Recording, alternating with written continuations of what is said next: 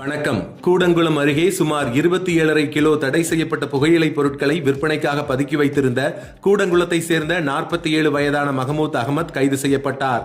மேலும் அவரிடமிருந்து சுமார் 27.5 கிலோ புகையிலை பொருட்கள் பறிமுதல் செய்யப்பட்டன.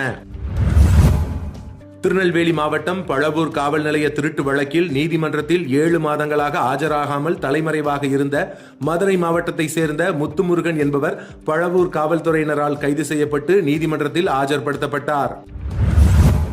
விகேபுரம் அருகே சமூக வலைதளமான இன்ஸ்டாகிராமில் வன்முறையை தூண்டும் விதமாக அபாயகரமான ஆயுதங்களுடன் புகைப்படத்தை பதிவேற்றம் செய்த இளஞ்சிறார் ஒருவர் கையகப்படுத்தப்பட்டுள்ளார். தமிழ்நாட்டில் கோடை காலம் தொடங்கியுள்ளதால் வெப்பநிலை அதிகரிக்க வாய்ப்பு இருப்பதாக இந்தியன் மெட்ரோலாஜிக்கல் டிபார்ட்மெண்ட் தெரிவித்துள்ளது.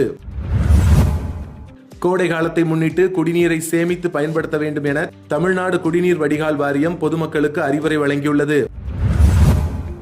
சமீபமாக அதிகரித்து வரும் பல்வேறு ஆன்லைன் மோசடிகளிலிருந்து தப்பிக்க மக்கள் மிக கவனமாக இருக்க வேண்டும் என்று தேசிய சைபர் கிரைம் குற்ற தடுப்பு பிரிவு செய்தி வெளியிட்டுள்ளது.